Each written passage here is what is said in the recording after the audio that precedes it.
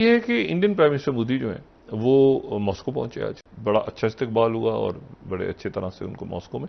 रूसी राष्ट्रपति Vladimir Putin ने भारत को यह एहसास दिलाया है कि चीन के मुकाबले भारत उसके ज्यादा करीब है। गले मिलकर स्वागत करना, बैठकर बातचीत करना और फिर पीएम मोदी को इलेक्ट्रिक कार में बैठाकर खुद ड्राइव करते रूसी राष्ट्रपति का ये अंदाज लोगों को खूब पसंद आ रहा। मीडिया आउटलेट्स पे जो सबसे बड़ी खबर है वो ये है कि भारत के वज़ीर-ए-आज़म नरेंद्र मोदी मॉस्को पहुंचे हैं और प्रेसिडेंट पुतिन ने उनको अपनी रहायशगाह पे बुलाया है। अगर मैं खुले लफ्जों में कहूं तो ये वेस्ट के मुंह के ऊपर तमाचा है और बड़ा सही तमाचा मारा है मोदी साहब, बहुत सही तमाचा। उनके पास चॉइस क्या था मोदी साहब के पास? क्या चॉइस?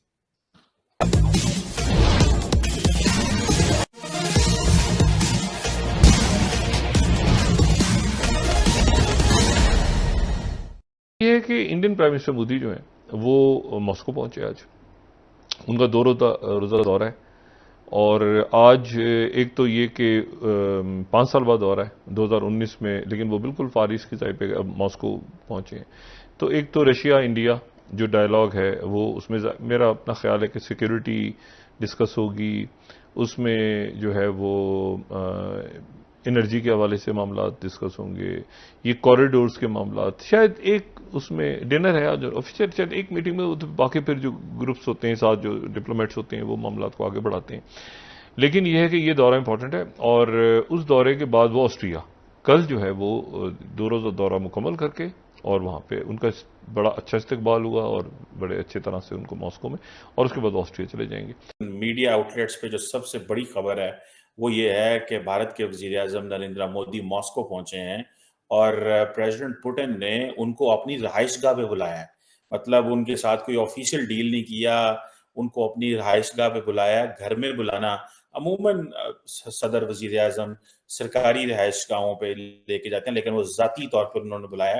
तार साहब कैसे देखते हैं और पर्टिकुलरली ज़रा सेंटीमेंट्स बताइएगा, क्योंकि आप वाशिंगटन डीसी में बैठे हैं और आप की कांग्रेसमैन और वहाँ के हलकों की पल्स को बड़े अच्छे से समझ रहे हैं। अमेरिका कैसे देखता है मोदी साहब के ट्रिप को? अभी 1.5 हफ्ता पहले तो वो बाइडेन को जफियां डाल के गए हैं इटली में और सारे वेस्टर्न वालों को, अभी वो पुतिन साहब को भी डाल रहे हैं। कैसे देखते हैं तार साहब खासतौर पे वेस्टर्न हल्के? मैं एक तो इस दौरे समिट के बारे में भी पहले बताता हूँ कि ये सालाना समिट है, ये 2021 से हो रही है। 2000 पहले मोदी साहब एज ए गुजरात के चीफ मिनिस्टर भी आ चुके हैं और वाजपेयी भी साहब यहाँ आए थे। दूसरा, ये 1560 मिनट का दौरा है, 26 घंटे का 1560 मिनट का दौरा दुनिया के लिए बहुत इंपॉर्टेंट है।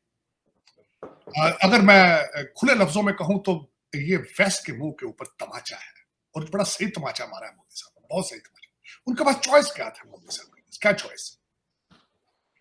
जब अफगानिस्तान से अपने बच्चों की डेड बॉडियां ये उठा के भागे थे तो लोगों ने, दुनिया ने देखा था, वो नजारा दुनिया ने देखा था। आज रेड सी के अंदर होती इनको रोजाना थप्पड़ मारते हैं, दुनिया देखती है। इजराइल इनके मुंह पे सुबह शाम थप्पड़ मारता है, पैसा भी इनसे लेता है, इनके 2000 केजी के बम भी लेता है और मुंह पे थप्पड़ भी मारता है। इन हालात में मोदी साहब is a nationalist leader, nationalist. उन्होंने भारत के फायदे के लिए गए हैं।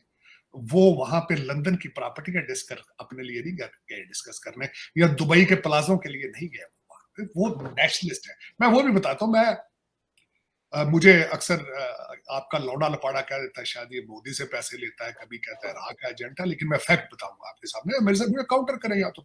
रूसी राष्ट्रपति व्लादिमीर पुतिन ने भारत को यह एहसास दिलाया है कि चीन के मुकाबले भारत उसके ज्यादा करीब है और यही वजह है कि राष्ट्रपति पुतिन ने शी जिनपिंग से ज्यादा पीएम नरेंद्र मोदी के स्वागत में भाव दिया है और पीएम मोदी का शी जिनपिंग से ज्यादा बेहतर ताकतवर स्वागत किया है। पीएम नरेंद्र मोदी को शी जिनपिंग की तरह ही गार्ड ऑफ ऑनर दिया गया, लेकिन सबसे अहम बात यह कि पीएम नरेंद्र मोदी को लेने पहुंचे थे सीनियर डिप्टी पीएम और शी जिनपिंग को लेने पहुंचे थे जूनियर डिप्टी पीएम। बेहद साफ है वो ये कि PM Narendra Modi Xi Jinping से ज्यादा रूसी राष्ट्रपति व्लादिमीर पुतिन के लिए मायने रखते हैं। गले मिलकर स्वागत करना, बैठकर बातचीत करना और फिर पीएम मोदी को इलेक्ट्रिक कार में बैठाकर खुद ड्राइव करते रूसी राष्ट्रपति का ये अंदाज लोगों को खूब पसंद आ रहा है। रूस द्वारा यूक्रेन पर हमले के बाद पीएम मोदी की ये पहली मॉस्को यात्रा है और जिस गर्मजोशी से उनका रूस में पुतिन ने स्वागत किया वो ये दर्शाता है कि आज दोनों देशों के बीच रिश्ते कितने मजबूत हैं। फिर चाहे पीएम मोदी के इंतजार में पुतिन का यूं खड़े रहना हो या फिर पीएम मोदी को अपने आधिकारिक आवास पर बुलाकर उनका यूं आवभगत करना, पुतिन का ये अंदाज सबको खूब भा रहा है। क्योंकि लाइव चला है यहाँ पे जो मीडिया ने दिखाया है उनकी कन्वर्सेशन मोदी साहब की और पुतिन की। जो डाचा, जो आप कह रहे थे ना, डाचा वो स्टेट का नाम होता है, ऐसा रशियन वर्ड है, जो अपने घर पे उन्होंने डिनर किया और दिस वाज रेसिप्रोकल। मोदी साहब जब आए थे, जब मोदी साहब ने भी ये डिनर किया था जब पुतिन भारत आए थे, तो उस डाचा के अंदर जो कन्वर्सेशन है वो लाइव हुई है। बल्कि मैं अभी थोड़ी देर पहले अपने दोस्तों के साथ डिस्कस कर रहा था कि मैं समझता हूं कि मोदी साहब और पुतिन वेरी स्ट्रॉन्ग लीडर जिन्होंने लाइव की कन्वर्सेशन। बाबा बाइडेन ये कन्वर्सेशन लाइव कर सकता है? कोई दुनिया प्रेसिडेंट शी कर सकता है? पहले तो मोदी साहब ने जाने से पहले ही कह दिया था कि पुतिन मेरा यार है, ये मेरा यार है, दिलदार है। ये मोदी साहब ने रशिया पहुंचने से पहले स्टेटमेंट दे दी। दूसरा, उन्होंने सर जो प्रोटोकॉल दिया है, लोगो नागोरो उसका नाम है, जो डेप्यूटी है जिसने रिसीव किया है, ये वही बंदा है जिसने प्रेसिडेंट शी को रिसीव किया था। तो originally indirectly Russia has acknowledge India as equal as China और मे बी बिगर। एक तो ये सिग्नल चला गया। दूसरा, उसके बाद चीमा साहब जो मैं बात करना चाहूंगा, 3 ऑब्जेक्टिव मोदी साहब डिस्कस करने गए हैं। ट्रेड है, एनर्जी है और डिफेंस है। लेकिन जो उसके अलावा कुछ मसाइल इस वक्त दोनों मुमालिक को हैं वो डिस्कस करेंगे। सबसे बड़ा मसला तो डिस्कस करेंगे 8 बिलियन रूबल्स पड़ा है रशिया का आपके इंडियन बैंकों में, वो डिस्कस किया जाएगा कि उसको हम किस तरह यूज करें। उसके बाद ये बताना यहां जरूरी है कि 60% आज भी जो भारत असला लेता है वो रशिया। दूसरी 2 चीजें मजीद डिस्कस की जाएंगी डिफेंस के हवाले से। इस वक्त S-400 सिस्टम जो है वो डिलेड है, उसको डिस्कस किया जाएगा। तीसरा जो है, भारत का इस वक्त रशिया जाना सबसे बड़ा ऑब्जेक्टिव ये था डिस्कस करना, जो रशिया और चाइना एक दूसरे के करीब होते जा रहे हैं, इस चीज को डिस्कस करना। कल अपने दौरे के सबसे पहले तो मोदी साहब कल अपना इंडियन डायस्पोरा है उनसे मिलेंगे और उसके बाद एक कंपनी है रोज़टेन, उन्होंने कोई नुमाइश लगाई है वहां, उसको अटेंड करेंगे और उसके बाद दोनों कंट्रीज एक डिफेंस पैक्ट साइन करेंगे जो इस चीज को जामन करेगा कि रशिया के जो भी रिलेशनशिप चाइना के साथ होंगे, लेकिन they will maintain their exclusive relationship with India. वो जो रशिया और चाइना का जो चीजें आपस में अलायंस बढ़ता जा रहा है उसको डिफ्यूज करने के लिए कल ये चीजें होंगी।